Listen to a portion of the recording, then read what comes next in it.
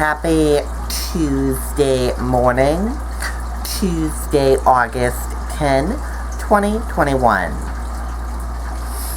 I'm Riley King, and welcome to this Tuesday morning edition of the Riley King Newscast, right here on the Riley King Network.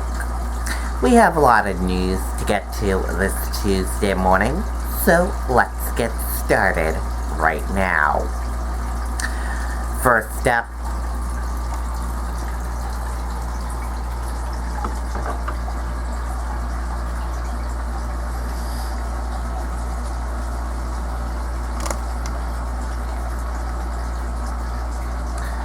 UNH police announced 2 reports of man meeting woman on dating sites, then sexually assaulting them. Police said they have identified a suspect but have not made an arrest. Let's take a listen to that video from WMUR News 9. Step back in time, high above New Hampshire's Lakes region, at Castle in the Clouds. Explore the 1914 mansion. Dine with a view on the terrace.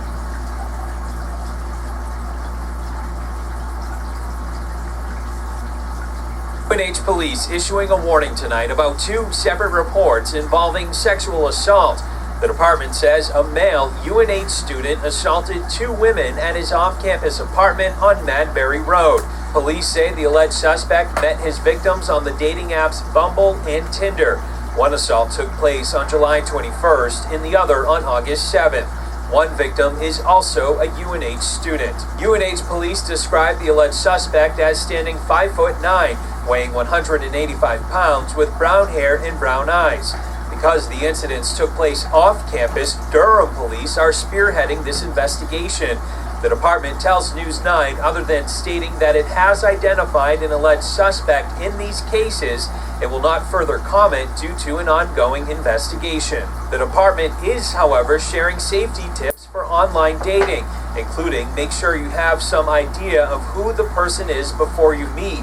Discuss your dating plans, expectations, and ground rules. Avoid meeting in private areas. Instead, meet in a restaurant, cafe, or public place with lots of people around. And that was Tim Callery reporting.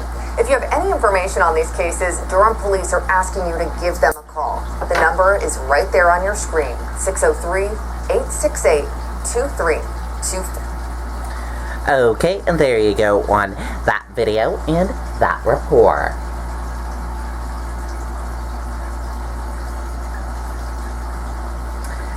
Fire that destroyed River Dave's encampment, likely accidental, according to Canterbury Fire Chief. I feel about as good as I ever have in my life. David Lindstone says. Let's take a listen to that video from WMUR News 9. My old roof was an asphalt roof. It was really starting to look ragged. It's an island house. I wanted it to... Kindness kills, man. Kindness kills.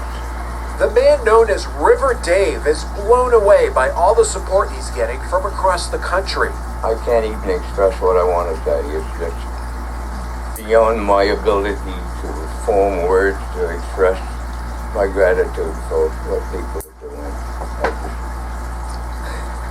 I'll break down and cry if I start. 81-year-old David Lindstone is staying with friends after the cabin he lived in burned to the ground last week. He occupied that encampment for 27 years and was recently jailed for 3 weeks, accused of squatting on someone else's property, but Lindstone disputes the ownership. At the direction of a judge, investigators say the cabin was being dismantled, the fire breaking out hours after a court hearing in this case. All signs are pointing towards an accidental fire. Canterbury's fire chief says the cause may be tied to the dismantling of solar panels or the use of power tools to cut metal on the roof. But officials say there's no evidence to suggest foul play. It was caused by a human, but it was certainly not intentional. Keep in mind, this investigation is still open. My reaction is we're never going to know for sure. I've been there 20-some years and I never had a fire. The cabin may be gone, but River Dave says he's gained something else from this ordeal. I went into jail with a set of keys. No, nothing. I came out with the whole world behind me. Lindstone says he's gotten about a dozen offers for a place to stay, but right now, he doesn't know where he'll go next. Reporting live in Canterbury, Mike Cronin, WMUR News 9. Okay, there you go on that video and that report.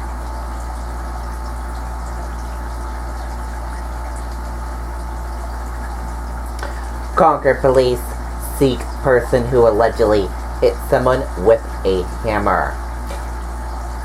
Attacked victim suffered head injury, police say. Police are looking for the person who they say assaulted another person with a hammer in Concord. Officers responded to the scene at a townhouse on Northeast Village Road around 11 a.m., police said. Police said the attack was not random. The victim was taken to Concord Hospital with a head injury, police said. The alleged attacker fled the scene, and after an hour-long search of the area, he was not located, police said. Concord Police and New Hampshire State Police canines assisted in the search.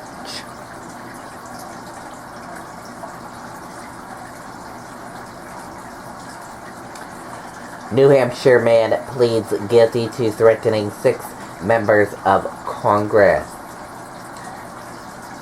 Ryder Winger to be sentenced in December.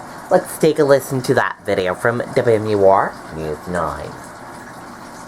Step back in time, high above New Hampshire's Lakes region, at Castle in the Clouds.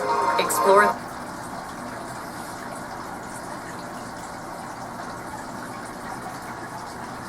Well, Ryder Winiger was arrested back in January after he left threatening voicemails to several members of Congress. On Friday, he pleaded guilty to federal charges in federal court to 6 counts of threatening members of Congress and 1 count of transmitting interstate threatening communications. Now, according to court documents, in the early morning hours of December 16, 2020, Winiger left voicemails at the D.C. offices of 6 members of Congress. In some of those messages, Winiger identified himself by name or identified his telephone number. Acting U.S. Attorney John Farley says in the voicemails, Winiger threatened to hang the members of Congress if they did not, quote, get behind Donald Trump. The threats were very concerning to the members of Congress. They reached out to the United States Capitol Police, who then contacted law enforcement, including our office here in New Hampshire, and then we began to investigate. There is no indication in the public record of him being part of any larger group. Now, following his arrest in January, investigators found out about a separate email sent to a member of the New Hampshire State House in which Winiger threatened to drag him out of bed and hang him. Sentencing is set for December 1st. Reporting live, I'm Tim Callery, WMUR News 9. Okay, and there you go on that video and that report.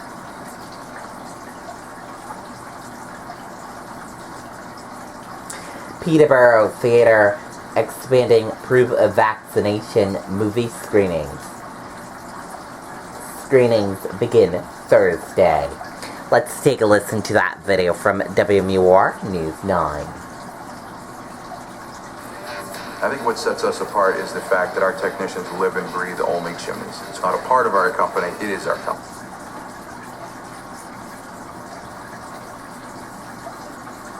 As the Delta variant picks up steam across the country, the owners of Peterborough Community Theater watch their attendance plummet. We've had Fridays and Saturday nights. These are the best nights normally. 0 people. Not a single person coming in. I have to shut off the projector and just go home. Last month, the theater focused a spotlight on its Cinema Safe program, setting aside every Sunday for vaccinated-only screenings. what we discovered was that about 75% of our business was showing up on Sunday. Amesbury Bonilla says the idea came to life after surveying more than 1,000 people on their mailing list. The top priority for respondents, peace of mind. And that was the one thing that took them from feeling, no, I'm not so comfortable, to, yeah, I'm comfortable with that. That I would come to. Now they're adding a second screening date, beginning this Thursday. We're perfectly happy with them providing us with a photo on their phone or a copy of one. But they do have to present it. They can't just say, oh, I've been vaccinated, but I left it at home. That doesn't work. While Amesbury Bonilla isn't sure if this will be a long-term solution, she has seen other cities trend in a similar direction. New York's definitely one of them. That's kind of leading the charge on that, where you can get basically a key to the city by providing your vaccination proof. The Sundance Festival-admitted documentary Summer of Soul begins its vaccination-only screening this Thursday. Mike Cherry, WMUR News. Okay, and there you go on that video and that report.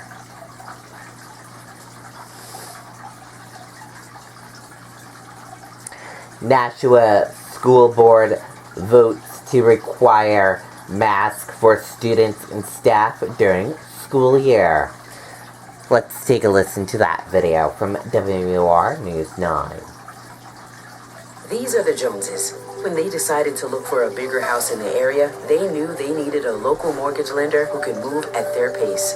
At Service Credit Union, we're ready to get you the best terms on your terms. Here for you now and always. Call today. COVID-19 news tonight. The Nashua School Board has just voted to require all students and staff to wear masks inside school buildings and buses when the school year begins. It's just part of its safe return to school plan. The decision comes after hours of passionate testimony from Nashua parents, students, and teachers. We bear a responsibility to care for all in our community, to create a safe working and learning community to the best of our ability. That's masking. Let me remind this board, this is not about anti-masks or pro-masks. This is about our rights over our children. You do not have my consent to mask my children. The Nashua School Board says it is focused on having kids in the classroom and says it will maximize physical distancing to the extent possible with the goal of up to 3 feet. They will have a call with the state to go over more guidance this week. Okay, and there you go on that video and that report. And that does it for this morning edition of the Riley King Newscast right here on the Riley King Network. I hope you all have a great rest of your day, and I'll see you back here later on today for another newscast. I'll have a news report coming up in a little bit. Goodbye.